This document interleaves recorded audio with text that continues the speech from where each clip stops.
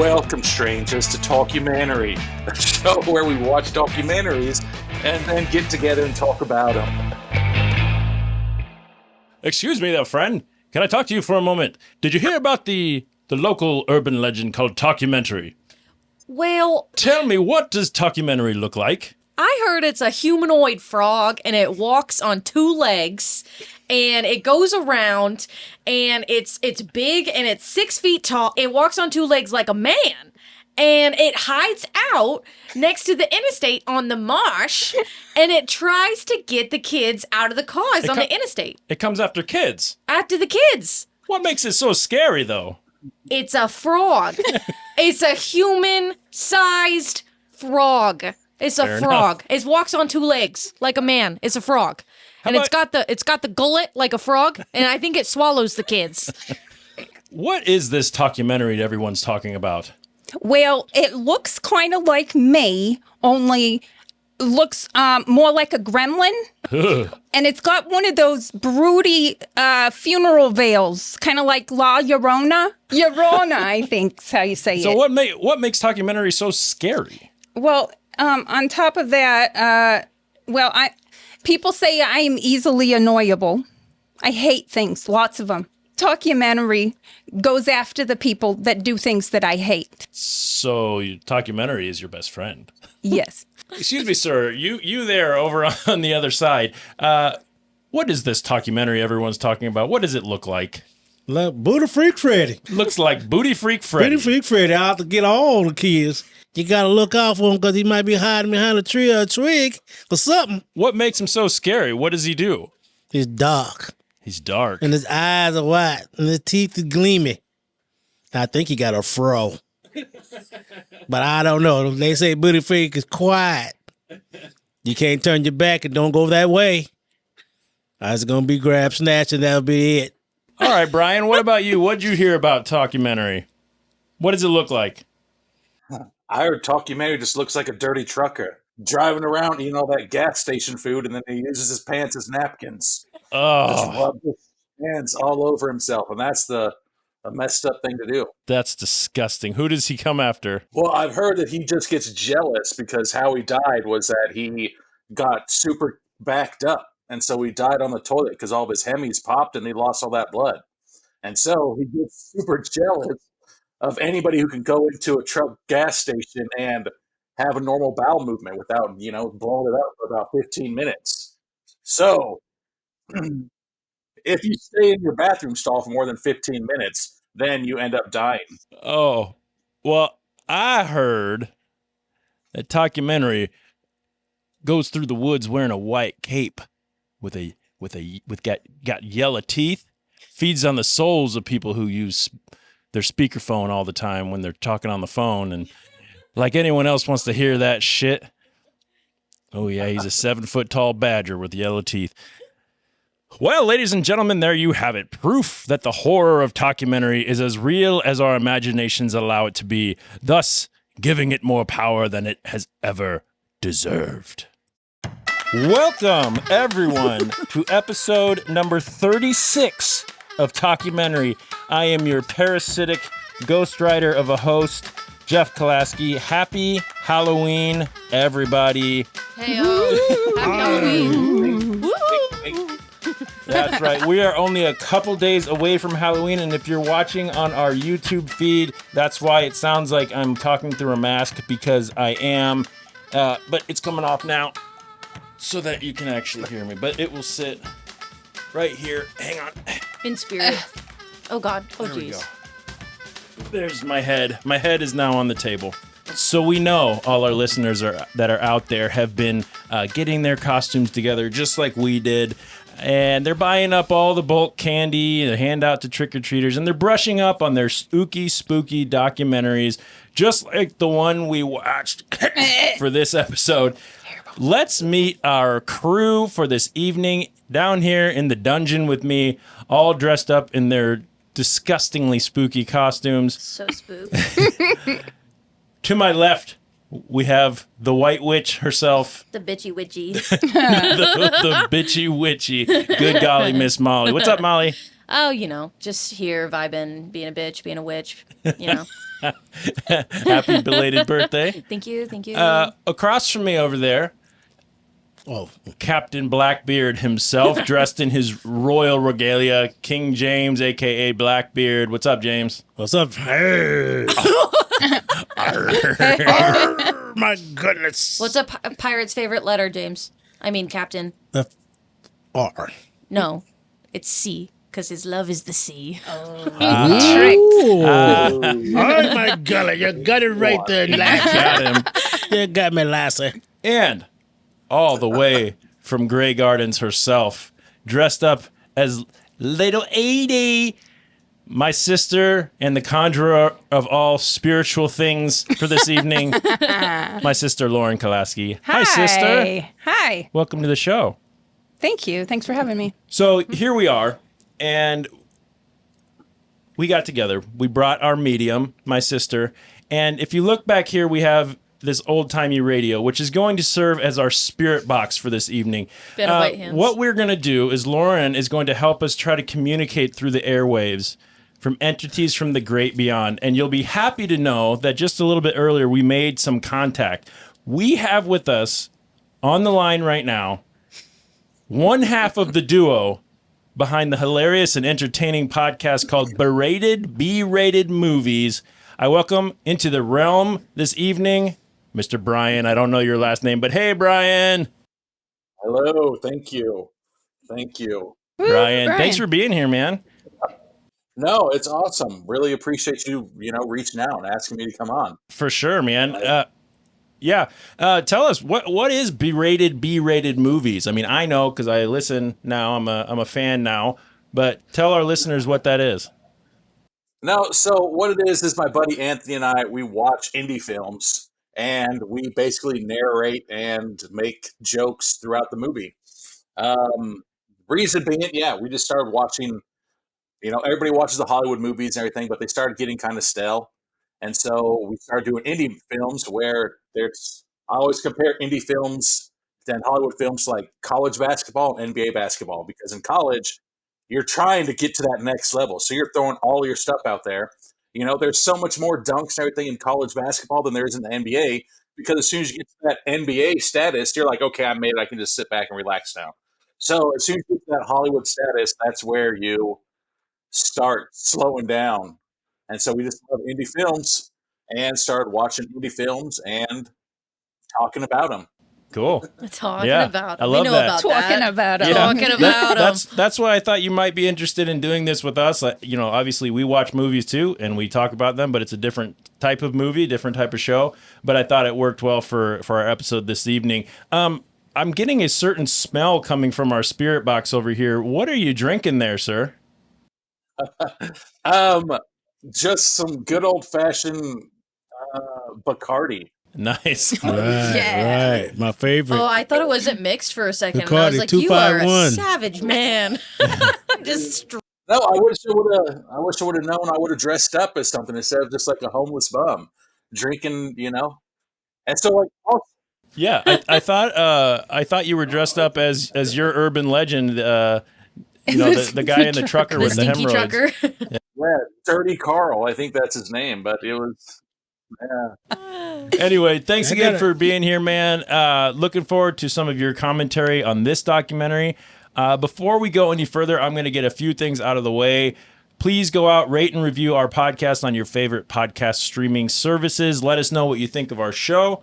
If you're liking the fact that we're doing video now, give us a thumbs up on YouTube or whatever you want to do. If you want to connect to our crew, look for us at Talkumentary Podcast on Instagram, Facebook, YouTube, or you can email us at info.talkumentary@gmail.com. This week, we traveled all the way to Little Edie's home in New York, but we went to Staten Island to be Sounds Staten Australian. Island. Staten Island. You keep going Irish. I know, I'm Or trying. like Australian. Yeah. I'm trying really hard here. Staten Island. We went to take a look at a boogeyman-like urban legend thought to live in, under, or around an abandoned mental hospital in the woods of Staten Island that may have been more true than one would like to believe. The truth, my friends, is more terrifying. I just lost my spot. Oh my God. The truth is more terrifying. The truth, my friends, is terrifying. We watched Cropsey. This 84-minute documentary from 2009 starts off as an examination of the creepy urban legend named Cropsey, but quickly segues into the story of Andre Rand, a convicted child kidnapper whose suspected crimes in the 70s and 80s may have inspired or been blamed on Cropsey. Here is the trailer. Safety, I will not go on. Do you think they're all around us? Yeah. Oh my God.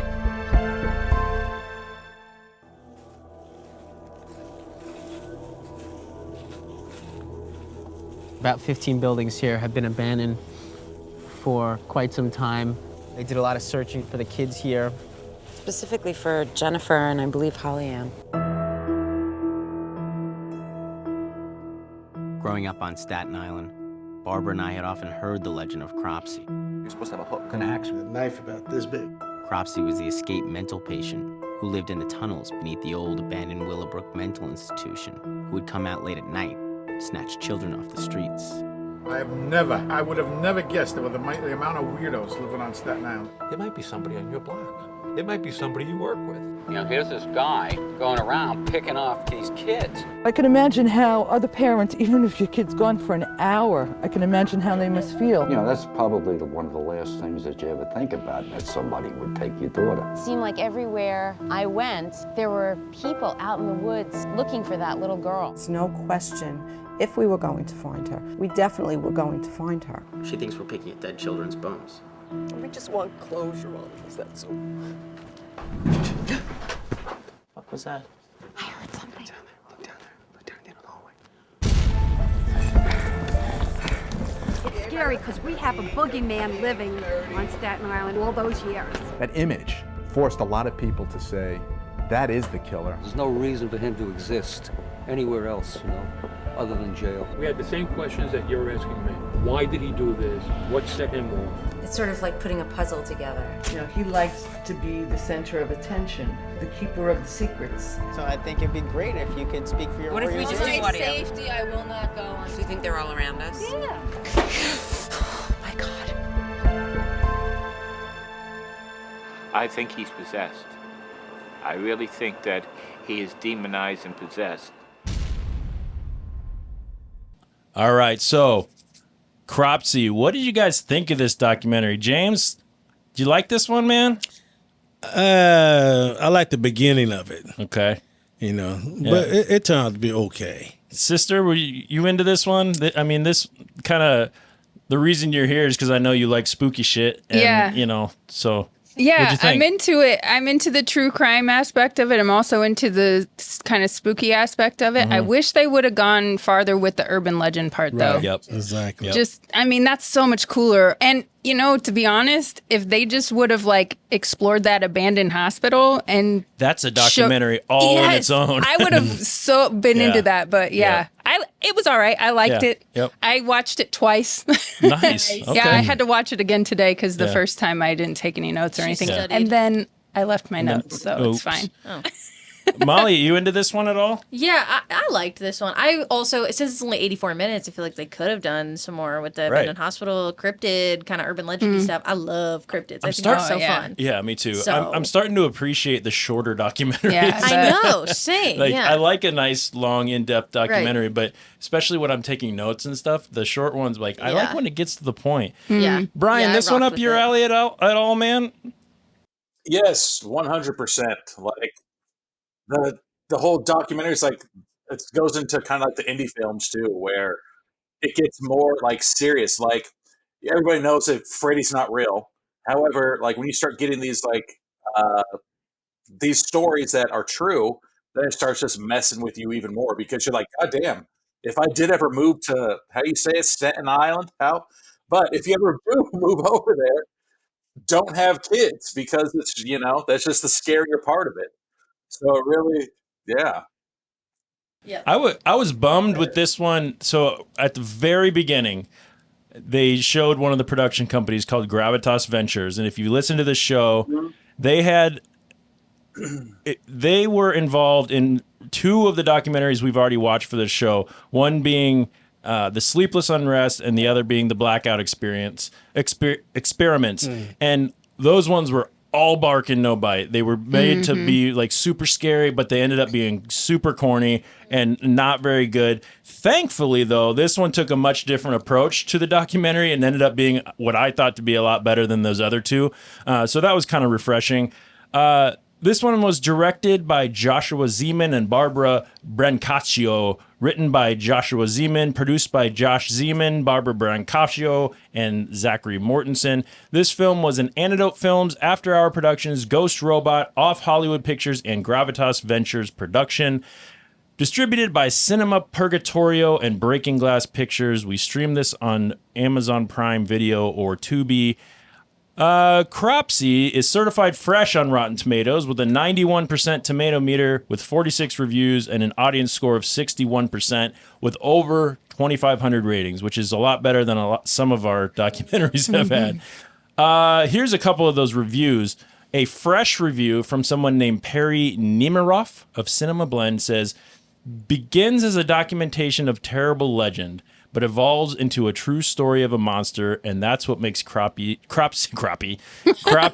downright frightening. And a rotten review by Nick Shager of Slant Magazine says, the portentous narration and manipulative horror film aesthetics turn what might have been a portrait of a boogeyman mislingering societal role into merely a crude episode of 48 hours. So whatever, Nick Shager. Fuck you, man. Anyway, Boogie Man, I just like boogie. Yeah, Boogie Man, you got boogies. We'll have a link to the credit information in the show notes. Let's get into it. What do you say? I say yes. Yes. I also say Aye. yes. All in favor? Aye. This is your spoiler alert. So if you want to go see this before we watch it, go watch it. Come back. We'll be here waiting.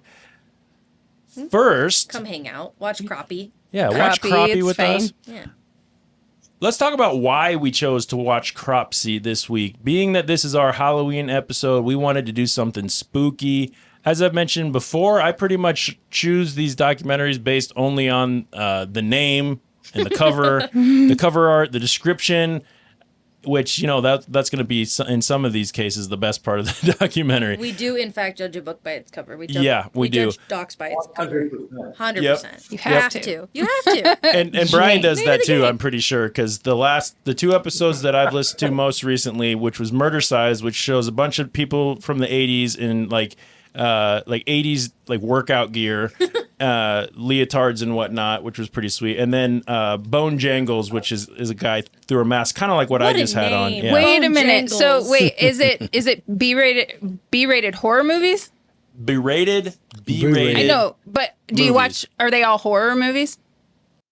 For the most part, they are. We've done some horror comedies as well. Oh, nice. Yeah. Did you do Tapehead? Yes, we spoke to Tapehead. Oh, really? Yeah. Oh my God. Okay, cool. You'll have to check him out. I'm gonna have to watch. Or You got another listen, fan. whatever. You gotta listen. Yep. So I think this did it for us, you know, for our Halloween episode. I think this kind of scratched the spooky itch enough for me anyway. Maybe not for, you know, Captain Blackbeard over there who's already falling asleep. No, But not falling asleep. Just listen to this. You know, this might have not been scary. You know, you don't get the jump scares. You don't, you know, but it's a documentary. I mean, what do you want? Yeah. But it sure is creepy to think about what could have been going on in those woods and around that old hospital. Like, that's fucking nuts. Well, also sometimes it's more scary to listen to what people do in real life than in horror movies when you know it's made up and fake. Right. Sometimes Yeah. it's like, oh my God. Yeah. Can't have kids now. Can't move to Staten Island now. Well, I don't know why Not that I was anyone- planning on it, but After watching this one film, I would never want to move to Staten Island. No, You know, especially what before they were. watching it. Yeah, but especially have- I didn't know about the whole world's biggest dumping ground Me or what, neither. like Yeah, trash no. dump. I had no idea. First of all, ew. Yeah, gross.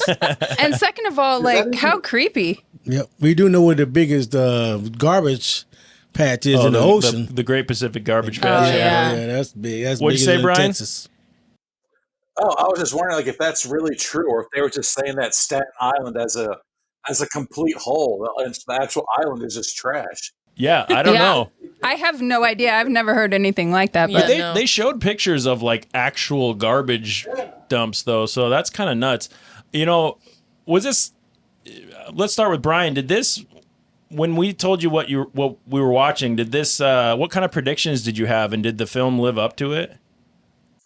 So, yes, it did live up to it. So, my biggest thing, I lived in this town when I was in high school and college, and right next to it was a Indian reservation.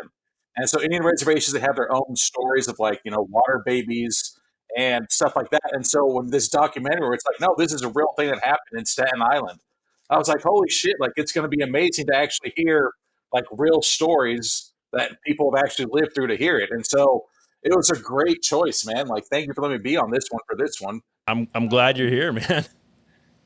Keep going. Huge.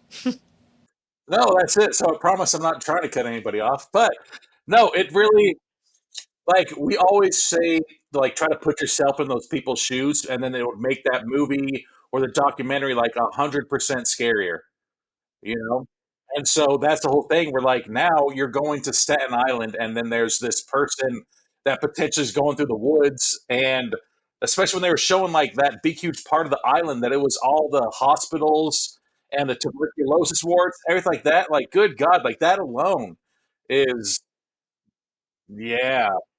So, for me, I think Lauren, I think you mentioned this earlier. I definitely expected this to be more about Cropsey the legend. Mm-hmm. I mean, that's the name of it. Right. And it's not so much about that. I mean, it only lasts on that for a couple minutes. Yeah, it's right away. Yeah, before it goes right into, this is Andre Rand, and he could have been Cropsey, or attributed to, or part of the lore, which to me still makes a really good documentary. Yep. But if there was a prediction that I had that I was a little disappointed in, I think this could have been two separate documentaries. You probably didn't have to even call this one Cropsey, but that's all right.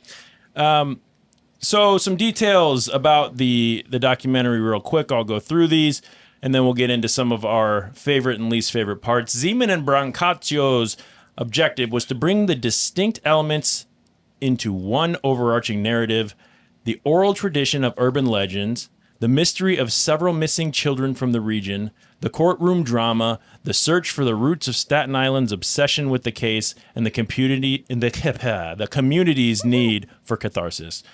When filming began, Zeman and Brancaccio sent Andre Rand a letter. Rand was serving 25 years sentence for the 1988 kidnapping of Jennifer Schweigert. After not receiving a response for approximately a month, they decided to visit Rand directly at Rikers.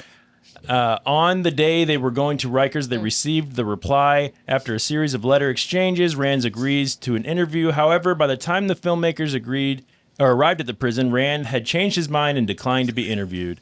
The film also features extensive archival news footage and interviews with families of missing children who some believe Rand kidnapped or killed. Police investigators into those crimes who suspect Rand may have accomplices, and Rand's defense attorneys who dispute the accuracy of allegations against their client.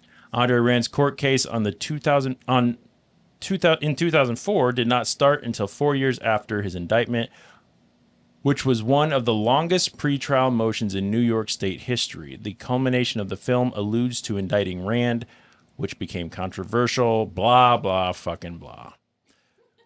So, let's talk about what stood out about this documentary to us. There was a lot of weird shit in this one, a lot of creepy shit in this one.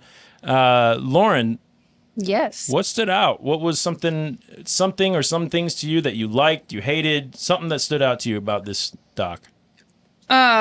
I thought a couple things that I thought were really interesting. First of all, his perp walk. Can we talk about that? Because that was so that was probably the scariest part to me. Yeah. Was how his eyes all bugged out and he's drooling, and I'm like, oh my gosh, is this guy really this crazy, or is this an act? Like, what is happening? Yeah, the eyes were real. I had to look away because I was just off put. I was like, I feel like he's staring into my soul. And another thing that I thought was really creepy was that really this man's handwriting?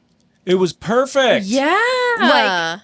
That is Yeah. psycho. Right. Yeah, it was. It looked like a font. Yeah, It was crazy. It was beautiful. Yep. I know. Well, and then another thing that I thought was really interesting was how they were talking about. They were kind of trying to figure out why he would do something like this, and when they were talking about, because when he's at that Willowbrook place, man, that stuff was. I mean, Geraldo settled down with the R word. Okay, Right. Yep. but That was my least favorite part, I will Exactly. say, but But that was like watching the footage from that, and I've seen that before, but watching the footage from that and then hearing them say that he might have been trying to put some of these kids that were a little bit slower out of their misery, for lack of a better way of what saying he it. considered to be a misery-filled life that, how could parents possibly want? Right. Yeah. And all that. So and he saw how they were treated in that facility, which Right. obviously wasn't how this sweet little, what was her name? Jennifer? Jennifer, yeah. Yeah, I mean, her mom obviously loved her and took care of her, but he saw the disability and thought, Yep. well, she must be being mistreated. So- I don't know how true that is. Yeah. But. So since you're on that point, I think probably the most horrific part of this whole documentary was their showing of what it was like inside Willowbrook State School or Willowbrook Hospital.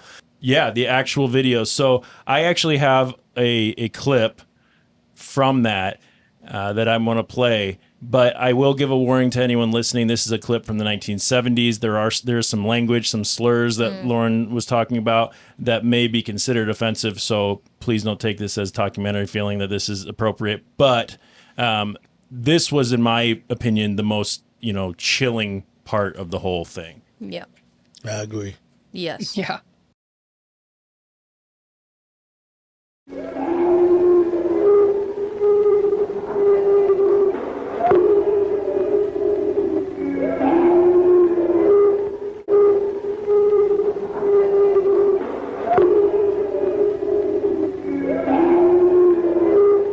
Lying on the floor, naked and smeared with their own feces, they were making a pitiful sound, a kind of mournful wail that it's impossible for me to forget. This is what it looked like, this is what it sounded like, but how can I tell you about the way it smelled? It smelled of filth, it smelled of disease, and it smelled of death. Congressman Mario Biaggi had planned an official tour of the facility for 10 o'clock in the morning, but by this time, wary of what I felt were attempts on the part of the Department of Mental Hygiene to make the situation look better than it really was, my camera crew and I got there 2 hours before that. As the hour of the official tour approached, bundles of clothing were brought in for the children and a process of cleaning up was begun. Even so, none of these cosmetic changes could do much to improve the place. There are thousands there like that, not going to school, sitting on the ward all day, not being talked to by anyone, only 1 or 2 or 3 people to take care of 70 people on the ward, sharing the same toilet, contracting the same diseases together. 100% of patients at Willowbrook contract hepatitis within 6 months of being in the institution. Most patients at some time in their life have parasites. The incidence of pneumonias is greater than any other group of people that I think exist in this country.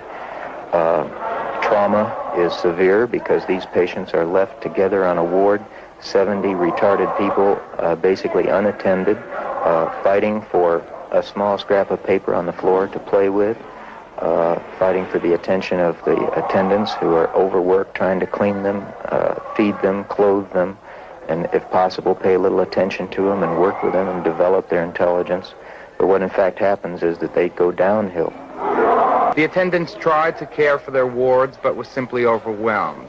The attendant-to-patient ratio, which should be about 4 to 1, dropped to 30 or 40 to 1. And the average feeding time per patient, which should be 20 or 30 minutes, went down to 2 and 3 minutes. All these patients do is sit during the day. They're not kept occupied.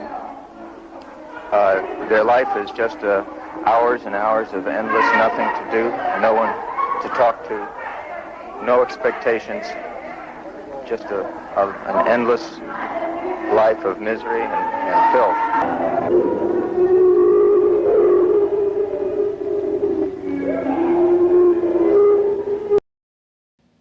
So this is the stuff that nightmares are made of. Yeah. Yeah. I mean, the only thing scarier than the sound of this is actually watching that video. So I obviously I don't think we're going to be putting the actual video on here, but if you want to see something absolutely horrific, which I don't recommend doing, go on YouTube and look up Geraldo's expose of Willowbrook because it's fucking awful. Or watch this documentary because you see it. Can I throw something in real quick about one of my favorite parts that involved Geraldo in this movie? So if you pay attention, when they start walking to the hospital, he like jumps up and like tries to jump over something, like clicks his heels, like he just fucking won the lottery. Dude, I'm 100% serious. Rewatch that part. Rewatch just that part. Like he jumps up, he's like, "Hiya!" and like does a little fucking cake like that to his ankles. It's gonna get me my own talk show, and Look what I did, you Geraldo guys. blew up after that. Yeah, he sure did. This was his kind of his introduction into journalism. And whatnot. Anyway, so so if there was a place though that a Cropsey urban legend was going to develop, I mean, this is the place that it would happen. So Cropsey, they mentioned, is a generic term for a maniac, a term that kind of Boy Scouts, campers, things like that would use to scare each other. And like we mentioned earlier, Staten Island was known as the place that people dumped their garbage, whether it was literal garbage or, rumors of the mafia taking their hits, I guess, to Staten Island to dump them. And then where they dumped their mentally ill. It's just so damn sad. But, those are the things that make urban legends. Those creepy ass hospitals. Just a culmination of unwell. Yeah. Unwell. Yeah. Well, and then when you put a Boy Scout camp so close to an abandoned TB hospital, are you kidding me? Exactly. I mean, how cool. Can you imagine how scary that camp out must have been? And probably Can you imagine awesome. how awesome the no kidding. Like the campfire stories and stuff would be 100%. amazing. Then you've got the you'd the have camp kids sneaking counselors out. walking them by there and Yes. jumping out and scaring them. Yes. Oh my God, I would have shit myself. Yeah. I would have snuck That's the best way. They always have to be ready. Isn't that what their like motto is? Like always be ready or something like that? For Cropsey to always be destroy ready you. for TB patients to Yeah. get you. So kids are disappearing. Unfortunately, this So isn't an unusual thing in the world. Kids go missing all the time, which is fucking awful. But for some reason, when Jennifer Schweiger, a 12-year-old girl with Down syndrome, went missing, Staten Island perked up. The search began and fingers began pointing, and most of them pointed directly at a guy named Andre Rand. So he's a real handsome fella. Yep. And I love big beady eyes. yeah, and no teeth. The jutting No out, teeth. the jutting out jaw, and the no teeth, and Man, I don't know if you guys ever saw that TV show, Hey Arnold, that cartoon. where Oh, that the grandpa. Yeah. Holy shit, He he does just look like like the him. grandpa. James, don't agree like you haven't just been sleeping. Yeah. Her grandpa. Grandpa. Oh, yeah, that's me. Grandpa. Yep. All right, that's me, matey. So Rand worked at the Willowbrook as an orderly for a couple years, and he was afterwards known to sleep in campsites around in the woods, which is just, It's creepy. Unsettling. the epitome of creepy motherfucker. How about don't do that? Right. So, and to speak to Lauren's standout about his perp walk, when they picked him up, they showed up and showed him the Geraldo expose before they pulled him out. And this sent him into like a stupor. Like catatonic. Yeah. Which to me, it was like, that's when he was, stumbling around and drooling and his eyes rolling out and bugging out. Like, that reminds me of shit from like... from horror movies, like where programming and the PTSD. the Manchurian Candidate kind of stuff, like show him this, and he's all of a sudden like he turns into this weird monster. Zombie. Brain sludge. Yeah, it was fucking crazy. And am I wrong in thinking that he was in that video? Because I feel like there was parts of Geraldo's expose where Rand is actually in the video. I wouldn't be surprised. I I don't watched know. it twice and I thought I saw him in there. I don't know. if he wasn't, it makes for a better story if he was. So we're gonna say that he was definitely in those videos. I saw him in that those videos for sure. I thought he was in there. Yep, he was. But did you guys, again, sorry, I don't mean to cut you off if I did. You didn't at all. It's just the delay. But did you guys notice too, like when we first started watching the movie, that all the pictures of the missing kids were all special needs children? Yeah. And it's like, I was like, wait a second. I was like, that can't be. And then all of a sudden, that's what kicked into it. So was Rand only going after special needs kids, or was he just going after any kids that were out there? Well, yeah, I think they theorized about that a little bit, about whether he was, because it sounded like he came from, I think I have some notes. Hang on. Am I cutting ahead? You could be like, Brian, No, shut up. no, that's perfect. But Yeah, basically, like a nerd. they talked about whether he was like trying to cleanse, because he was raised with a mother who was in a psychiatric hospital, Right.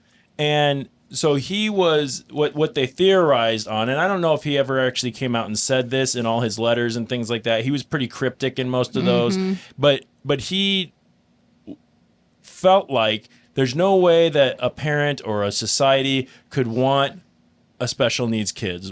Well, we obviously know that that's not true, but he was in a place at Willowbrook where he's like, how could anybody that was loved be sent here to be taken quote unquote care of? Right. You know, like that's not being taken care of. So like what Lauren mentioned earlier, like was this a mercy thing? Did he feel like he was cleansing and doing Yeah, it? it's like almost a feeling of justice and like making things right and helping in a weird, bad way. An awful way. Yeah, he's doing a great thing. Yeah, right. They ended up finding Jennifer's body about 150 yards from one of his known campsites in a shallow grave after not having found it for the first couple searches. So that led to all kinds of back and forth about whether or not Rand was actually the one who did this or just a scapegoat for it. Did somebody who was like, oh shit, they're blaming Rand for what I did, and I know he was over here. Just keep going. Let's go rebury that body over here so that they continue to think that it was Rand. Yeah. And, there was no physical evidence. That's the thing that kept coming back from his defense is there was no physical evidence that put him with any of the kids that they found. Right. Now, was he convicted? Yep.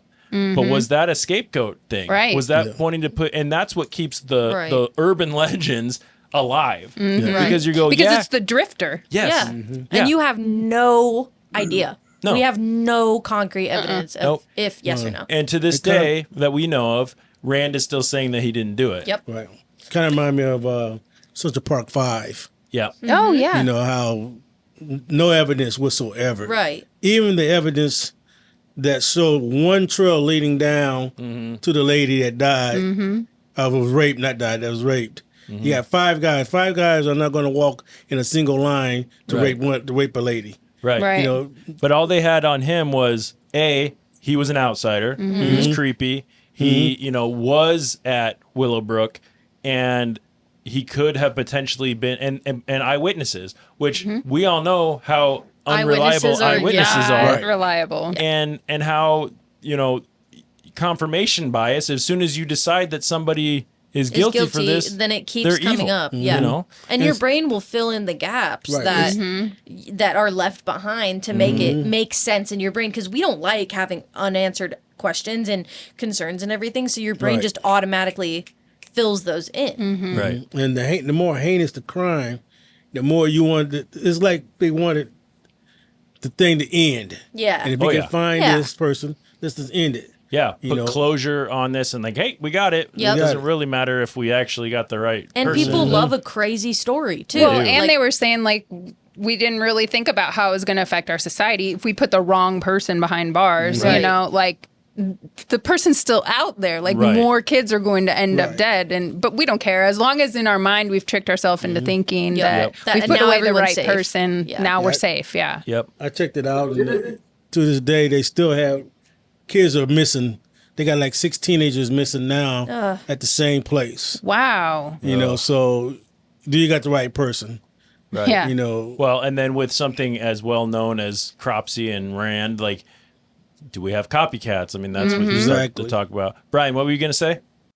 I know. It's almost there. I'm going to have to text somebody, say, bring me something. But didn't they say that there was the person who had that, the purple bike with the basket?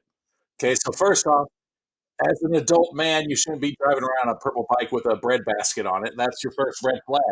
That's what James drives. Okay, noted. Let me take note of that. I'm going to repaint my bike downstairs after this call, actually. But you can't have a beach cruiser with a bread basket on it. But one of the most creepiest parts, too, and it kind of goes to it, how you guys say there's no evidence of him doing it, was remember they were talking about, and the part that like kind of hit me, like, not me personally, because like I don't live under fucking ground, but there's an underground community out here in Vegas that lives in the tunnels underground, the washes, the 100%. And so when they started showing that scene of the people living underground, like out here in Vegas, there's like generations of people who have never seen the sun. What documentary can I watch on that? Right. That's Right, awesome. we need to watch Seriously. that one pronto. That's like the Morlocks from X-Men or whatever. I don't know. Yeah, it's like alligator people. Yeah. Yeah. Oh my God, that's And so they have like their own like government and shit like that underneath the town. But when they were showing like got started.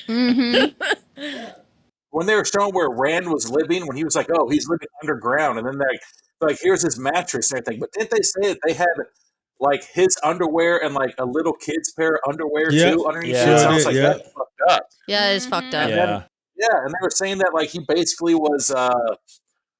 I don't know if I'll get in trouble for saying this, but like, you know how like Epstein had like an island, but these people had like underground. Yeah. Like, but he was saying that they were passing those little kids around to all those people that live in underground, and I was like, that's fucking. That is. God, I hope That's that's terrible. Not what I was hope that's happening. not true. Same. So yeah, and to speak to that, I literally don't know if I've ever heard of a creepier woods that Right. ever exists. Right? Right. So when they're out there looking around, they're finding remnants of all the people who had been out there. Like we said earlier, you put the TB ward and the mental hospital right in the middle of these creepy woods, and you know the legends say that when they shut Willowbrook down, which what James was mentioning earlier today when we were talking, that didn't happen until 10 years after the Geraldo expose. Right. 10 years of people still dealing with that. And even when that happened, they still, you know, they rehomed some people and others just got left to their own devices. Yep. That is And, just you know, Released. and the legend is, whether you believe it or not, the legend is that some of them may have gone back just out of habit or not knowing what else to do. yeah. Because where are you supposed to go? Right. Yeah, what else are you supposed to do? Like, it's not like you Scarier can. Woods Right. do not exist. No, Right. seriously That's not. the scariest Yes. fucking thing in the world. Because what are those people supposed to do after being there for so long and Right. you know being conditioned into the treatment that they received? Right. Like, what is the alternative? And as horrible as it was, that was home. Right. Yeah, exactly. It's not like they're just gonna walk to town and be like, "Oh, I should get get a a job job. at this Let me get an McDonald's right now." apartment. Yeah, Right. Let me just go ahead and sign this lease really quick. Right. Yeah, Believe I'm it sure or not, we'll we get had along. something like that in Omaha. Right. And they Yeah. didn't even have clothes there. I doubt they were walking out in fucking winter coats. Yep. Like, Right. what are we doing? Yep. They closed down a whole psych ward in Omaha. Used to be Lutheran church. They turned into a psych ward. Oh, 7 word? floors. They just shut the building down, and the patients went wherever. Oh my god. They were walking around downtown Oh, for my like God. years. Spooky. Yeah, So What's it now? I think it's apartment buildings now. That's oh worse. God, that's so scary. So when a couple, several months ago, when we watched The Sleepless Unrest, which partly had to do with the woods from the Conjuring house, whatever, we spoke to very loosely, Right. Very loosely. Yeah. Loosely. So we spoke to Andrew Milko for that episode, who grew up in those woods, and he's like, "Yeah, it's not really that scary. They made it out to be the scariest woods in the world, but Right. there's just some cemeteries from old colonial America, Right. but it's really not that scary." But they're in this film. This one's just scary. As they're walking around, they're finding trays and beds Oh, that it's people so slept cool. in. I from want to the- go Dude, I there. know. from the psych ward. Like, that's truly scary, Yeah. and we saw teenagers going out there scouting around, which Yeah. isn't surprising. Too real. Because, that's a scary little gift to the world. But holy shit, if someone's really out there killing people, that's fucking intense. I know. I'd want to go explore. Oh, 1,000%. Curiosity, but like also I'd be scared shitless. Oh, yeah. It'd be Okay. in broad daylight. I'd have to go at like 10 a.m. Right. Yep. So when they went back to the abandoned buildings after dark, and the lady was like, "I'm not going in there. I'm not going." And he's like, Yeah, and no. then he goes, "Well, I'm going in there." She's like, "Well, what am I?" She goes, "What the fuck am I supposed to do?" And you know what? I was like, "You're going your ass. You're in going there. in, Either yeah. you're It was staying her out here by ideal. yourself, or It you're was going her in." ideal It's better from the to stay beginning, together. man. Oh my god! How you gonna have an ideal and not want to go? What would be safer, staying out there in the woods or going into that fucked up building and killing? Well, you know what? Neither. At least probably. the buddy system in Yeah. the building Right. is better than Brian, being alone. you watch B-rated horror movies. What's the number one rule that everyone always breaks? Yeah. Don't split up. Don't Don't fucking split split up. up, man. I mean, all you have to do is watch one episode of Scooby Doo, and you know that shit. Exactly. You damn kids. But at the same time, this is real life, though. This is real life now. So what the hell would be safer to be out in the woods by yourself and hopefully your friend doesn't get fucking murked into the hospital, or fucking go into the hospital and then both of you guys get murdered? God. Yeah. Or just I don't be mean, there at all. Get you know? murked in the woods too. You can't just win. die with your friend. Yeah. I mean, you should definitely go I'm in the going in. building. I'm going You in. only You live going in? once. I'm going in. Oh, I'm going in. At least like dab it up with them one last time before you both get murdered. Right. All There right, you Laura's go. the friend that goes in first, and Oh, yeah, she's I'll like, go "You in. have to come, otherwise you're going to be alone in the woods." Right. And then It'll be Jeff's the one fine. who's like, "Oh fuck, I'll okay." be like, bye. Yeah. Yeah. Jeff's like, I'm staying out here. I'm strapped. Yeah. Get I've got a fucked. gun and a flashlight. What do you got? No, I think personally I would have gone in. I think that indoors would have been less creepy than outdoors. If that, Yeah. Yep. Animals, Somehow. man. Yeah. right? Animals. You don't want to goddamn. Most of this movie was about the trial of Andre Rand, and by the end of the movie, I was still not convinced one way or the other if he should actually be locked up. Obviously, I don't know all the stories or the evidence that they put forward. All I got was this film, but wow, I mean, to me, it's crazy, and the stuff they did find out about him when they finally put him. So he gets convicted. He gets 25 years to life, and then he has to go back on trial for the Holly Ann Hughes disappearance. And it's kind of funny how all of a sudden all these people start showing up who were once like addicted to drugs and alcohol and abusers and addicts. They claim to be clean and are like, oh, okay, yeah, now I remember all these things clearly. And they're the ones pointing their fingers at Rand going, was around these kids. There's just too much coincidence, though. Yeah. I know that it's circumstantial. I know that you aren't supposed to build a case around circumstantial evidence. But when so many things point to a direction of one man, I guess, what is it? Occam's razor suggests that the simplest solution or answer, whatever, is usually the right one. Yep. But did you notice though too? Like I put that in my notes about the movie when they were interviewing that blonde lady. They said, yeah, that after 17 years they're coming back, and that lady said that she remembers him offering all of us kids candy, but he was wearing a mask. And they're like, what kind of mask? He's like, oh, it covered his entire face. And she's like, so if he was covering his entire face with a mask, how do you know it was him? Like, I'm not saying that the dude's innocent, but I mean, if that girl who, clearly has been on meth for like 30 years of her life, and she's only like 32. The testimonials are not super credible. Yeah, and if that's the person who's putting me behind bars, I'm hoping that you don't take that person's word for it. Right. If I'm the innocent guy, and unfortunately, Rand was brought up in a part of the country in a certain demographic with a certain amount of, what's the word? Opportunity and whatnot. He obviously didn't have the greatest lot in life handed to him. So he maybe didn't have the means or the intelligence or whatever. I don't want to say intelligence because he seemed very articulate when he was writing his letters and things like that. Oh my gosh. So that who we saw in the letters. Thank you.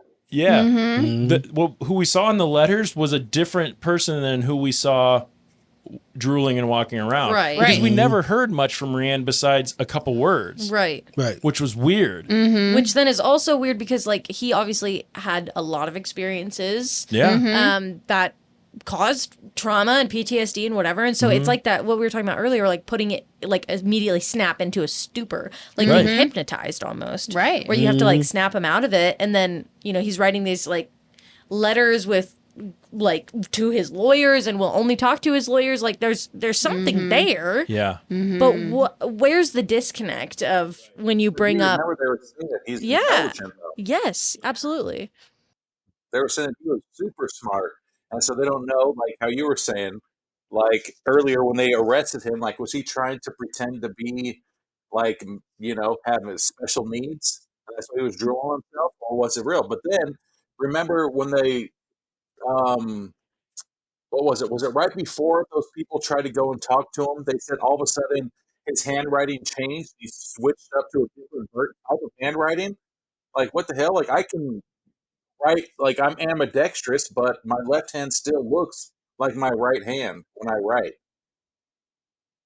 But yeah, like you can't just all of a sudden be like, "Oh, I'm going to do this," and he starts writing like calligraphy. And I'm not gonna say that Andre Rand should be walking the streets because I feel like there's too many things pointing to him. Right. Yeah. But I'm also not gonna be the one sitting here going that I wish that they wouldn't just put people away for, this sort Jail. of Right. evidence.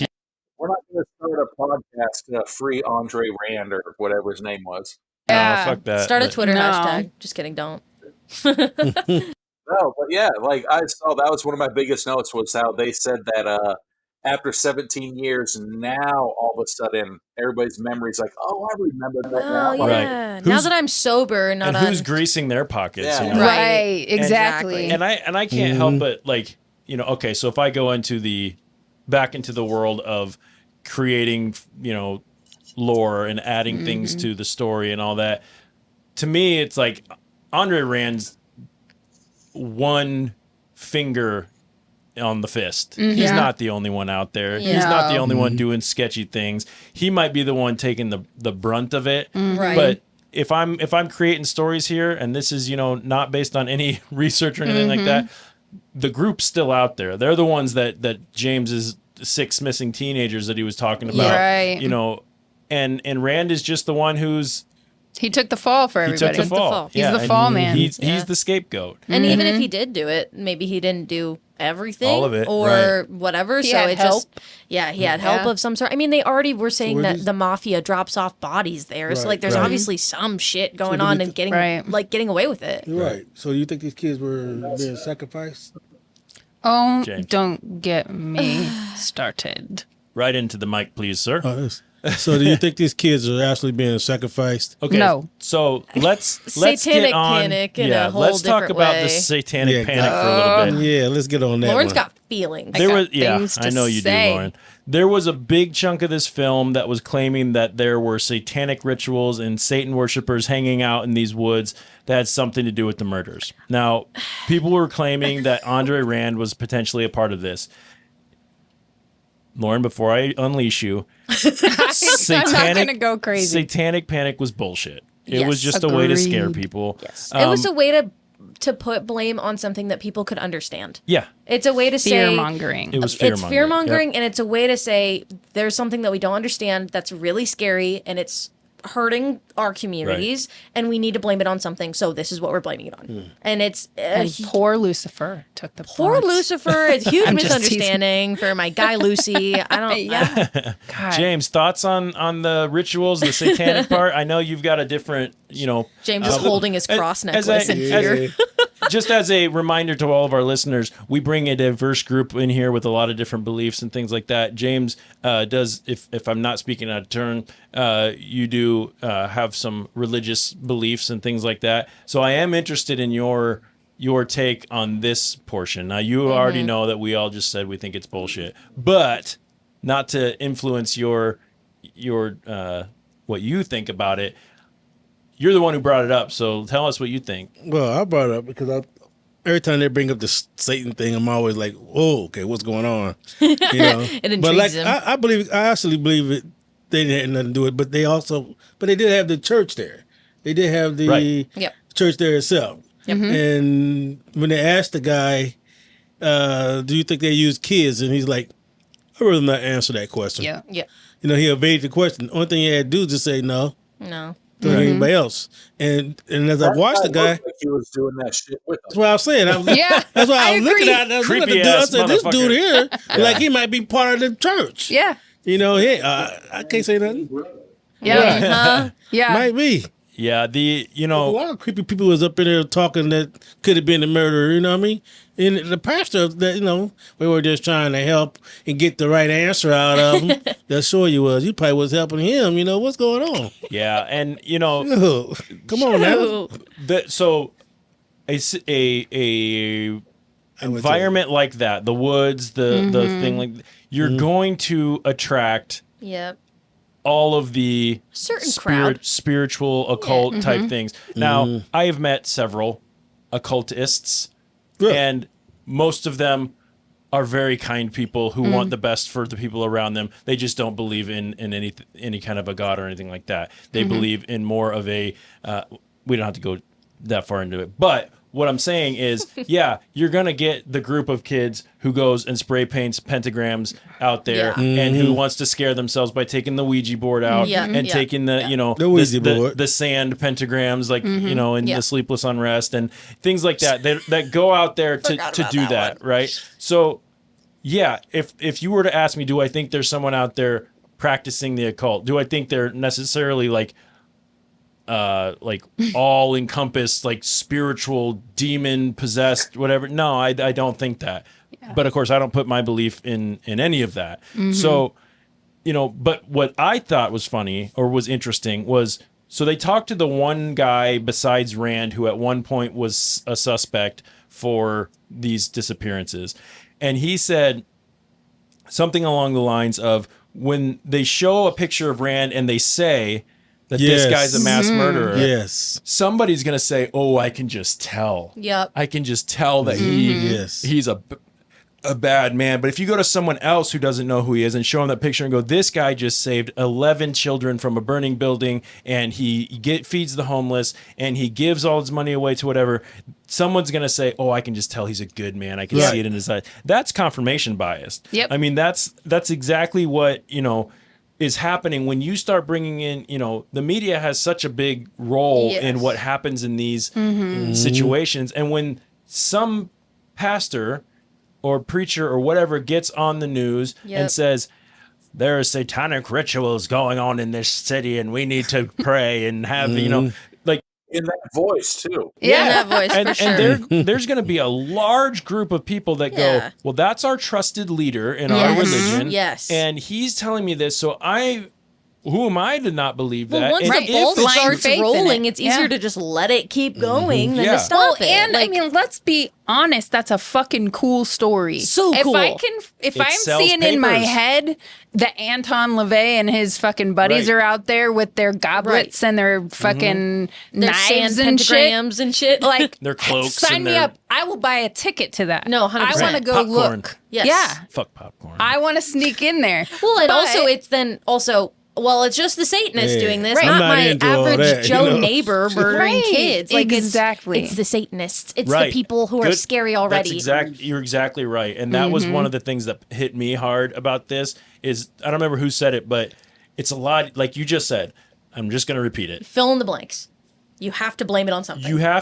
Somebody did this. Yep. And it's a lot easier for me to go, the creepy guy in the woods did it than my neighbor who his shovel is in my garage because I used it to bury, whatever. Yeah. It's body like in my backyard. the guy who is next door to you and you wave to when you're mowing lawns next to each other. I don't want to think that he has anything to do with it. It's not that guy. It's for sure not that guy. But most likely it's probably that guy. Well, it's somebody that's more like your neighbor than the teenager like wearing Anton the LaVey. floor-length trench coat is probably, the spookier one that's drawing the pentagrams and killing the people. So, yeah. So, I just know one thing. Tell us one thing, James. I'm gonna tell you one thing. Tell us. Black people, they don't go in the woods. like never that split at up. night, looking up stuff and trying to find everything. Hey, is that what you do? That's what you do. But I'm going to go over here, watch a movie, some TV, With all go the on a lights ride on. with All the lights lights on. I'm not following you in no dark room. Always I ain't the gonna buddy say, system. hey, they They got never the church split over there up. in the Right. dark woods, and let's go over there and look and see you. Are you gonna go? No, I'm not gonna go. But it was your idea. You know what? Come on now. Yeah. We asked James to go in the asylum, and he goes, "Hell no!" Nope. Right. Yeah, no. He right. says, "Heck no." Brian? Actually, Well, yeah, that's right. he doesn't say hell.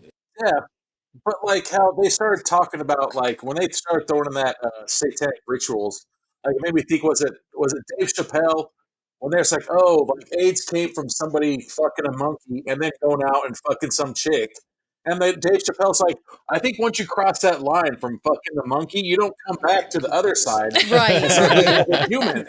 You know, it's like I would hope or think that if you're into kidnapping and whatever Rand was thinking he was doing, like you don't cross that line to like sacrifice them. You know what I'm saying? Like those are two Right. separate like Yeah. realms of creepiness. Mhm. Yeah, Yeah. pick a weird and stick with it. That's a good point. Yeah, Like, it is a good point. You don't, like what? Just because you're into this one creepy, disgusting thing Right. doesn't mean you're all of a sudden encompassed with something else that is completely irrelevant to what you were doing. Right. Right. But Like who was it? There was another case where like there's a girl who got kidnapped and they just kidnapped her because they wanted her for their own like child. And so like I wouldn't go through all this hard work of like kidnapping somebody just to be like, hey, Carl, go ahead, you can have this one and just murder that one since I fucking already did the hard work of doing it. Right. But I think there's a line that they don't cross. Like I think both of them. So I think what you guys were saying. yeah. Yep. Too many creepies in one scenario, and we need to limit it. Yeah. So I think, to talking about Rand, I think that the fact that he was never willing to interview with anyone, the fact that he never took the stand, the fact that he was so eager to write the letters and say his piece and be so involved with many of the different parts of this documentary, but wouldn't actually talk in person. Like he kept putting off the interviews and canceling last minute. That makes me believe that he was guilty of at least some of the things he was being accused of. Like whether he was the one doing all of it, especially after they revealed about his upbringing with his mother in the Pilgrim State, which was another psychiatric hospital, was almost identical to Willowbrook, which was weird. Right. They were like, this has the same floor plan. It's like they used the That's same weird. blueprint. It is part was weird. weird. Yeah. That was weird. So talk about too many coincidences. I just think that this is a story of a boogeyman and it's scary as shit. And even the preacher who took Rand in before his trial says that Rand admitted to him that he took Jennifer. Now, of course, we're just believing this man, but why would he? What would he gain Right. from doing that? He took her because, and what he said was he took her because he assumed that her family wouldn't want her. He thought that mentally challenged people couldn't possibly be loved or wanted. So he's a sick man. If those were the things he said, or even the things that he thought, he's a sick man. Right. I don't really want him around. Yeah. I find that hard to believe what the preacher said because didn't he say it was all on tape? Didn't he say that he was taping him or something like that? That's why he was staying with him and stuff because they was secretly taping him, but he didn't want to tell. I didn't catch that. I didn't catch that either. Oh, okay. Well, maybe I missed something because I was probably asleep. But Yep, just like you were doing a couple minutes ago. Did they say something about somebody sleeping with bodies or something too? With what? Was they sleeping with bodies or sleeping with like necrophilia? Oh, You should talk yeah, into the microphone when you. Yeah. Somebody said that, but I they were can't remember sleeping with- what it yeah, was in. was in there. I think that was just one of the accusations that was one of those thrown things. around. Like, Yeah, Okay. it was if like he's part doing of the lore. Yeah, if he's doing this, he's probably fucking the dead bodies too. Like, Right. okay, well, like I First don't. of all, Another line that you don't cross and come back from. No. At least I mean, I wouldn't think so. I don't know. I don't even want to think about that. Yeah. right. So, let's see. Does anyone have any standout things before I go into his guilty verdict and we I get do. kind of go, Lauren? So, what about when they decided not to answer his letter and he called them? Oh my god. That was creepy. That to me screams guilty. Yeah. Right. Like he wants attention Yep. for this. Right. Yeah. It's been he was like mad. Yeah. Excuse me. I wanted to make sure you I got want to my email. Yeah, it's been over 2 weeks. Per my last email. Yeah, Right. yeah, yeah. Like That to me was almost one of the scariest parts because it just to me is screaming, I've done something and I want you to pay attention to me. And I want you to be asking me for an interview. Right. And don't back down. Right, because I have a certain narrative that I want to show the world. And the only way I can make sure that's done well is if I give it thought by putting it into writing. Because it's just the same reason why sometimes like a text message or an email or something is easier than a face-to-face conversation. Yeah. Because you can read through it. You can kind of, think about what you're going to say. You can rewrite it if you want, delete it or edit it or whatever. He was going, this is the story that I want to tell. And it's very meticulous and it's very thought out. And, it's cryptic. It's got the scripture in there. It's got all this stuff in there. It's written, writing in the columns. Some things are circled. Pictures. Drawings, which, lends itself to every horror movie.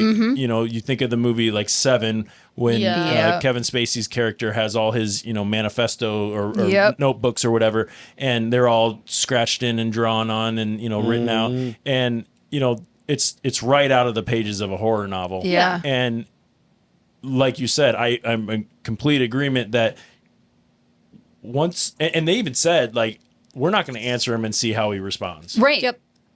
And he called him. Can you imagine getting the phone call that says from Rikers Island? Right. No, literally. And like, oh. This is a collect call This from is a collect Rikers call. Island. Would you like to accept?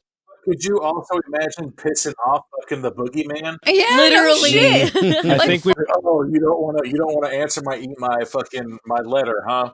I wrote it out, so I'll see you tomorrow. And did they made him leave a message? You didn't talk to him? Like, isn't that what you wanted to do this whole time? Is talk to this fucker? My last voicemail. Right. So, like, did you call him back? Yeah. How do you call him How back? do you call him back? Right. They're gonna meet you again with some fava beans. To piggyback off of what's going on, it was the same shit where they said that they never even heard that guy's voice, and then all of a sudden those other two people were going to go meet him, and you're just like, all right, we're going to hear his voice. And it's like, oh, he fucking stood us up, and then all of a sudden there's like, here's a voicemail from him. I'd be like, what the shit, Right. Come on, motherfucker! Didn't you want to talk to me? Anyway. Yeah. That part stood out big time to me. Yep. Another thing. Yep. Can we talk about what a goddamn angel Donna is? Yeah. Friends of Jessica or Jennifer. The Sorry, lady Jennifer. that just never stopped searching. She just never stopped searching, and She she's just took still off on her own. I mean, as far as I know, I don't know because if she's. she has a heartfelt, her son. Yeah. Right. And She's, that touches her deeply. I know when they showed the footage of her son, and she was like, "This is like really personal to me." I was like, well, and she's like, my kids are all involved because I couldn't leave them at home by themselves because I was scared to leave them alone. Like, God, what an angel. Right. And she's still out there looking for him. As far as we know, God bless you, Donna. Yeah, Donna. The fucking angel. The lady. Can you, okay, let's go the skeptic route here a little bit. Yes, I think it's wonderful that people do that, but she has to get some kind of a rush out of that, doesn't she? Yes. Because I'm going when she's got her retired police officer friend and they're going around and they're finding the soft dirt and going, this is the kind of stuff we would dig up, and they're going through there. I'm going, oh my God! Like, I used to live out in the woods, and I would walk around and yeah, dude. Yeah. You didn't really live out in the woods. You went camping then, right? No, he lived out in the woods. For how long? 20 acres, man, for like a year almost. That's fucking amazing, dude. Like, you live like a yurt. Awesome. It was a little cabin, yeah. I rented this cabin in Fort Calhoun. I only killed a couple people, but stop it. Just a couple bodies. We I had never to bury heard that story before. But walking around in the woods is fun. Absolutely fun. it is. And if you know that you're going to be finding, potentially scary things, bodies, uncovered dead bodies, and helping a police investigation. Yep. Yeah. Well, there's also like the world's craziest scavenger hunt. Like, it's like seriously. So toward the end of the film, we get some breaking news. All news all the time. This is 1010 Wins. You give us 22 minutes, we'll give you the world. A guilty verdict 23 years after 7-year-old Holly Ann Hughes vanished from outside of her Staten Island home. Heroes right here. Heroes. He's a killer. He's a killer and a kidnapper. Tell us where she is. Tell us where the other kids are. I'll go look for them. I'll find them. Okay, the other ones, of course, yes, the speculation. But we will make sure that those cases someday come to trial and that the rest of those families have the same type of justice that the Schweigers and the Hughes have. A lot of weight is lifted off me right now. You feel any sense better. of any closure about the verdict? Well, you know what?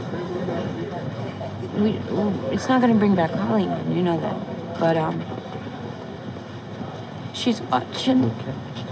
That's enough. Well, the killer had a lot of nicknames: the Pied Piper, Hannibal Lecter, the Boogeyman of Staten Island.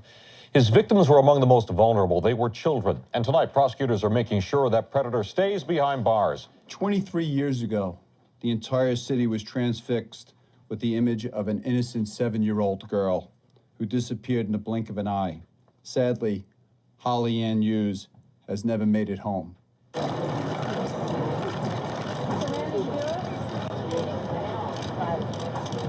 What the conviction today does is assure us that Andre Rand will die in prison. Andre Rand was sentenced 25 years to life for the kidnapping of Holly Ann Hughes. He will be eligible for parole in 2037. He will be 93 years old. Yeah, so Rand, that was the news report of him getting his final conviction, again, 2037.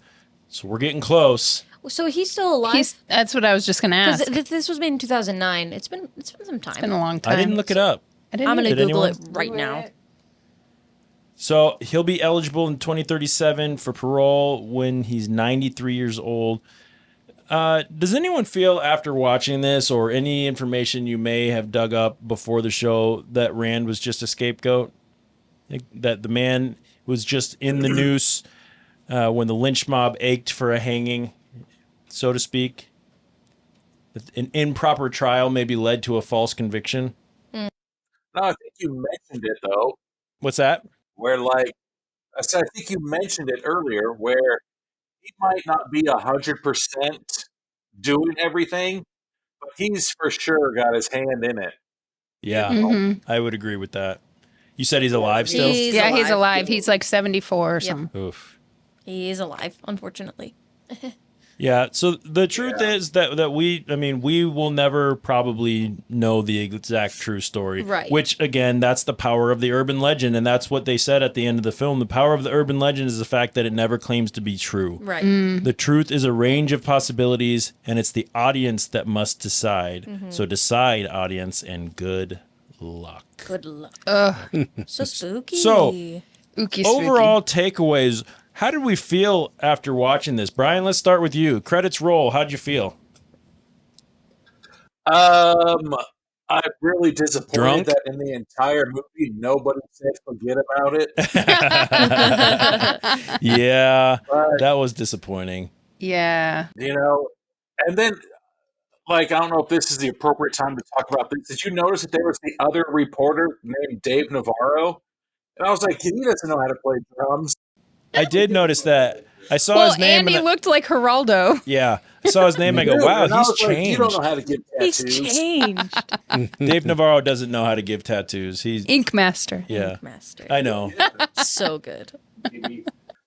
But no, I enjoyed it, honestly. Like, I really like being able to watch, like, documentaries. Like, I watch a lot of documentaries. Like, I spoke to you, Jeff, before we even got on this. I was like, dude, I've watched a couple of the documentaries before, and then I go through your list of movies that you've done, or episodes that you've done. And I was like, dude, I've seen, like, at least 5 of those movies. Yes. Heck yeah. Cool. So I love the documentaries, and then when you reached out, it's like, hey, here's a documentary about a fucking urban legend. I was like, that's an amazing thing. Yes, sir. You know? So I really did enjoy the documentary because it's about, you know, the horror and the scariness of it, and it makes everything that much more intense, I guess, if you can actually put yourself in those people's shoes. James, how'd you feel after credits roll, man? Oh, After credits rolls, I'm like, okay. I really was like, I really wanted them to talk about the legend, like, like all the different type of ones in New York City. This guy did this guy did that. They kind of got it, but they didn't get deep into it. Yeah. So yeah. Did anybody else watch the other documentary that they did that does go into all of the legends called Killer Legends? No, was it good? I saw Highly that, though. recommend. Oh, Yeah. good to know. Good to know. Highly recommend. It's going to scratch your urban legend itch. It's exactly what you're talking about. Oh, okay. It goes into like the Candyman. It goes into the Halloween scare or whatever, where people are like So X-raying does it their. just talk about like where they came from and why they started in that, or is it? No, it's the true stories behind it. So them? there's the urban legends, Okay, and then that's right. they like dig into it to see if things actually happen, like if They're these like, things why did actually this start? happened. Here we go. Right. So it's like the true stories behind it. So like, Okay, the that's one cool. where the babysitter's like, oh, the call is coming from inside the Yes, house or yeah, whatever. They kind of dug into that. There's like 3 or 4, maybe 4 or 5 urban legends that they. The Hook Man at sounds Lover's Lane or whatever. Oh, yeah. Yeah, I so forgot about it's that. really cool. I recommend watching Maybe it. we'll do that for I watched that next today. Halloween. Yeah, that's a good one. Whole year from It's a now. whole Seems like year. a long way away. Listen, But- We'll we be got doing an Excel spreadsheet. It's Yeah, do. I just I put do it have on there. Yeah. Lauren, Yeah. feelings. What'd you feel after this ended? Were you sad? Were you angry? I feel like the satanic thing came up at the end, and so I was a little bit shaking my head. Yeah. Just because I was disappointed that I mean, I knew it was going to come up It had eventually, to. but it was a part of the story, whether or not. well, it was and it the kind right of that part, time, I think maybe if it was made now, like if it was something from now, maybe it wouldn't have been such a big thing. But Yep. so I was kind of like, ugh. But other than that, I mean, it was a well-rounded documentary. We got the conclusion. Yeah. He's behind bars, you know. Yeah, I mean that's ultimately what we talk about a lot with this show is we don't get a lot of closure, and at this point, like Right. we might not know exactly what happened, but at least we know someone's in jail Mm-hmm. that probably had something to do with this, and here we sit, you Right. know. So, do we feel like it was well made, Molly? Was this? I mean, did you feel like this was something that was pretty well put together? Yeah, I liked it. It's 2 of my favorite things, like horror movies and true crime documentaries. So that tickles everything that I need out of anything. So I really enjoyed it. I thought it was well rounded. I did feel the lack of the explanation for the urban legend portion of things, just because I like that kind of stuff, and I think it's really interesting and cool, especially when they're based off of real things, because those come out of real scenarios and claims and everything like that. Like even the Mothman, like that's off of people. You're a cryptid freak. You I like cryptid. love it. Don't even get me started. I love them. I love them. I think they're so fun. Yeah. Very fun. Yes, it's so fun. We should do an episode on that. Yes. But yeah, I felt like it was well rounded. I felt like I got a good conclusion. I felt satisfied with the ending. Yeah. I just wish that I wish that they would have actually spent 2 hours on it, not gonna lie, because I feel like I could have gotten into it more if they spent another, half hour giving me more details. I enjoyed the way that they, went about everything. Yeah. I felt, a little dark after this one. Yeah. It was especially so I know that several of us here have had some experience working around people with some special needs. And, James and I used to work at a skilled nursing facility. And, we aren't the only ones who have worked around, some special needs. And so it was hard for me to see that. That so footage that was- footage, the what people went through and what people are probably still going through Yes. after that hung with me through this whole thing. Yeah, that and was.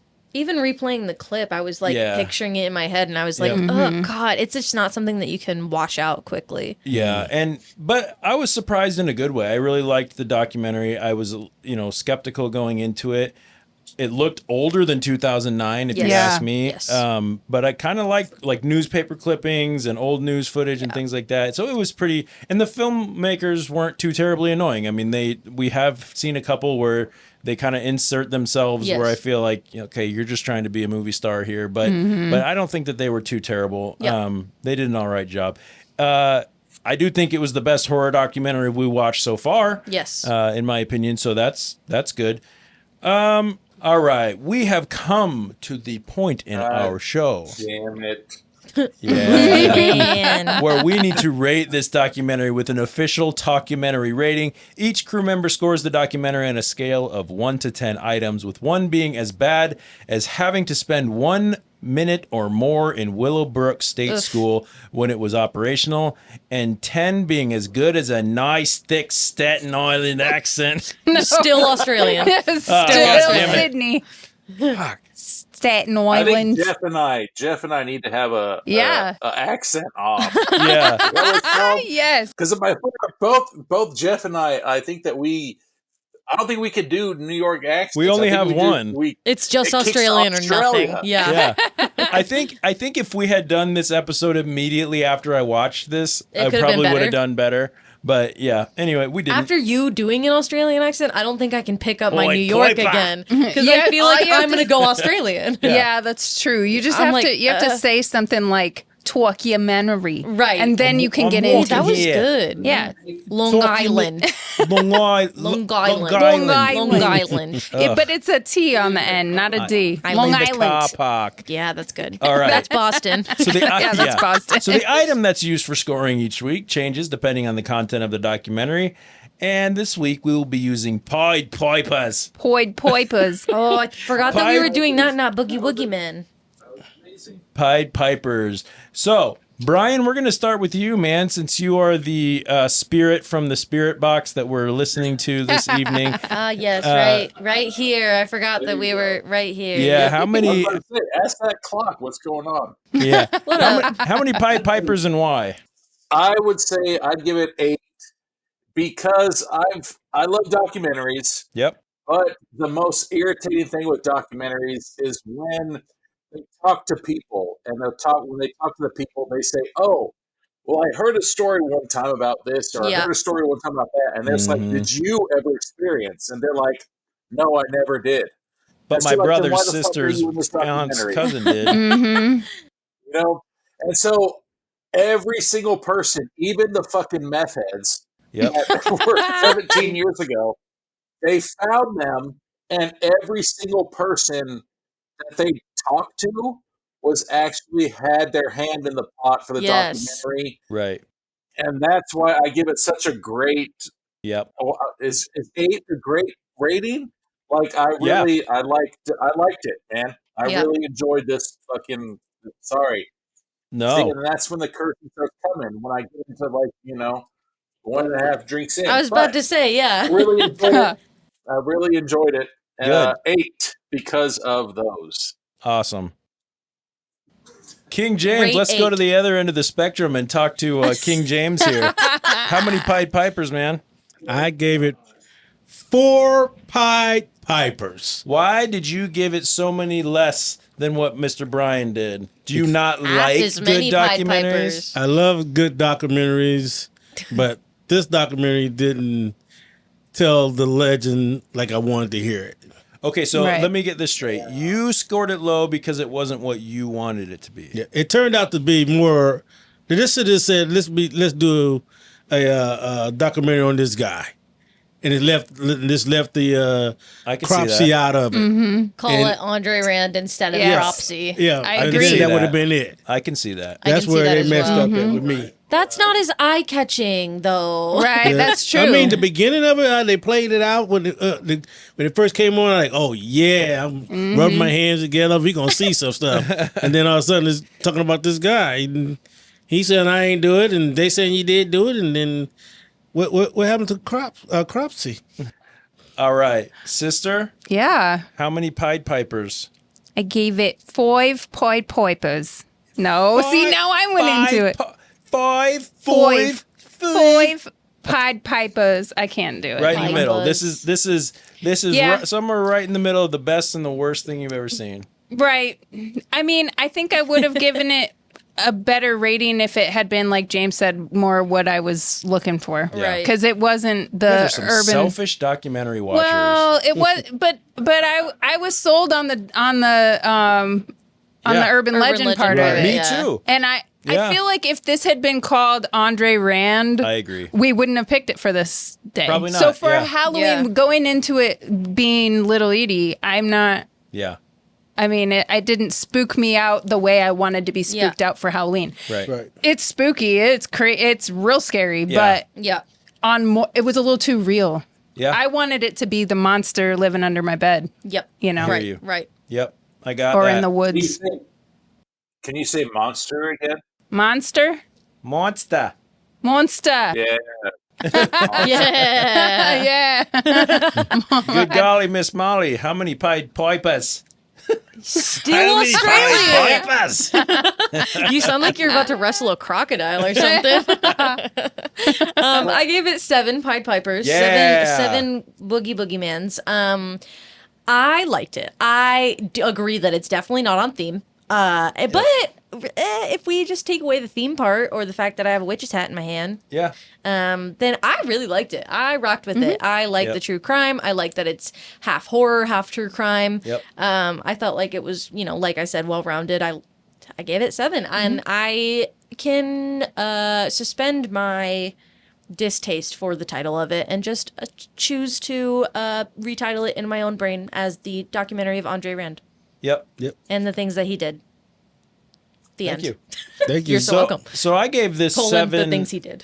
Yeah. I gave this 7 Pied Pipers as well, and I think I agree with you, with both James and Lauren, that the name was misleading. I told you earlier that I chose this because I wanted something spooky.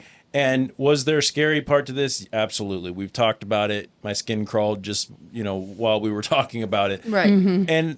But I think the reason spooky in I the scored other way. Yeah, I think the reason that I scored it a little higher was because it was almost like giving a face to the real Cropsey, you know, where this is the type of stuff that builds these urban legends. Yeah. Is the mystery behind Andre Rand. The fact that he's so mysterious, the fact that he might not have been alone, the fact that all this, all the things that they talked about in the film, that was what maybe not made Cropsey, but kept Cropsey alive. Right. So to me, it does still kind of fit into that.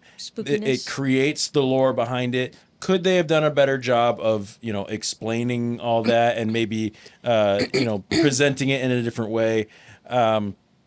Probably, but I still thought it was at least worth 7. So after averaging everyone's scores together, the official documentary rating for Cropsey is 6.2 Pied Pipers. I want to thank everyone for listening to this spooky-ish Halloween episode this evening. Brian, man, I can't thank you enough for joining us on the show. It was so much fun getting to chat with you. Your podcast. Your podcast is killer, man. Pun intended. So keep it up. I need to check it I out cannot now. wait. I'm going to start listening. So- I'm The tape watching head? the tape head one on my way home. So here's one thing I would recommend. Knowing about Brian and Anthony's podcast. If you can, 2 things. One, I don't drink, but you should. I if will. You're listening to it. Not on Because- my way home, but when I No. get there. Right, But the second I'm would drinking be on the way home.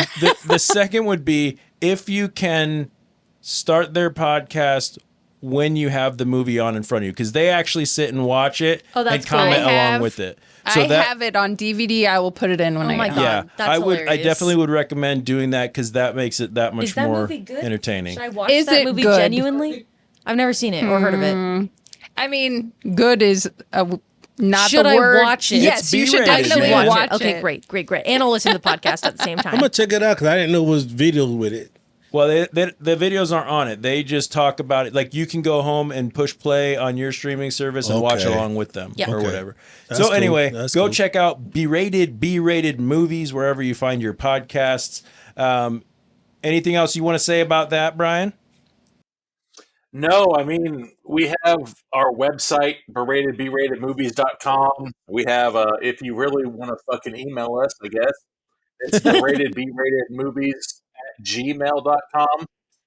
And then everything else, Facebook, Instagram. I really don't fuck around with TikTok too much, but it's Berated B-Rated Movies. Like if you follow us or follow us, everything. And then You get we're all there. all kinds of blue-haired Bitmojis and things like that. Sweet. Sister, little Yeah. Edie, thanks for being here, helping Thank you us for having me. conjure up this episode. So good. people might have thought I was joking a little bit, but you do get into some of the I don't if I say it wrong, correct me, but into some of the spirituality, the tarot stuff, The witchy shit. Yeah, some all of the the witchy some of the shit. witchy shit. So tell our listeners if they want to check out your stuff or get a reading by you Yeah. or something do like that. readings? Oh yeah. Absolutely. Yeah. We were going to Yeah. start a So are podcast you where like she a does them up. Wiccan, or dope. are you? What are you? No, I'm not a Wiccan. No, I don't believe in Double nothing. checking stuff. She said, I don't believe in nothing. She's just witchy. No, I'm just witchy and I like it. So yeah, I have a Facebook page, Tarot with Lauren, and I just started that up right now at the time of this recording anyway. All of my readings are donation based. So Yeah. yeah. So I'm by just trying to Halloween, get... she's taking off. So get your freaking things in now. Yep. Oh hell yeah. All right. Nice. I'm into it. All right, Vegas. so check out Tarot with Lauren. Yeah. As always, thanks to the normal crew, Molly, King James. Hey. You guys Hey. are the best. If I had to go sneak around in the dark tunnels of an abandoned psychiatric hospital, I'd probably take you guys along with me. I'd probably stay outside. Especially James. I'd make you go first. James. James would be I at ain't home. going nowhere. Nope. All right, so let's talk about next week's episode. For next week, since it's still the Halloween season, Halloween will have just been a couple days ago for that episode. We're going to keep it weird, but instead of murder, we're going to focus on a little nudity, a little poop, Yes. and a little punk It's my rock. favorite. The one thing in this world I don't hate: poop Poop and punk rock. and punk rock. We're going And on nudity? stage with one of the That too. with the one and the only Gigi Allen in the Yeah. documentary from 1993 called Hated, Gigi Allen and the Murder Junkies. Has anyone seen this documentary? No. I Googled it when I saw Does it on any- the spreadsheet, though. Does and it anyone looks cool. know who Gigi Allen is? I do. I do. My fiance is a huge fan. Well, Very knowledgeable about it. that tells me everything I need to know about your fiance. What decade is that from? Gigi Allen? 93. Oh, yeah. Brian, are you are you familiar with Gigi Allen? I am not, but just based off of Yeah. that reaction. So go Nudie, go poop, and punk rock. Yeah, man. Go out, check out the documentary Hated, Gigi Allen and the Murder Junkies before next week's episode. It can be streamed on Tubi.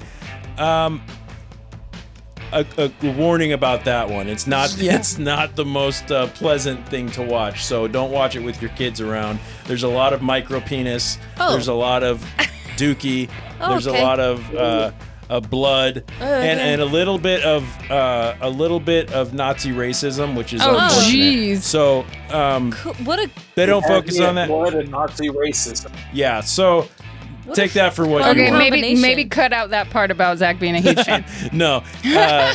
huge fan of just the funny parts of it Right. and not the Nazi racism. Just the fun punk rock parts. Yeah. Yep. Tarot I readers don't think- marry Nazis, don't Right. worry. Yeah, no. I don't No. think most people knew that about him, or I don't know. I hate to put things out there, but anyway. That's as next I- week. Yeah. As I said at the beginning of the episode, rate and review our podcast. Follow us on all the shit. If you've been listening this long, please go to our social media or YouTube or something, and I need you to comment one word. Brian, give us a word. First thing off the top of your head. Nuts.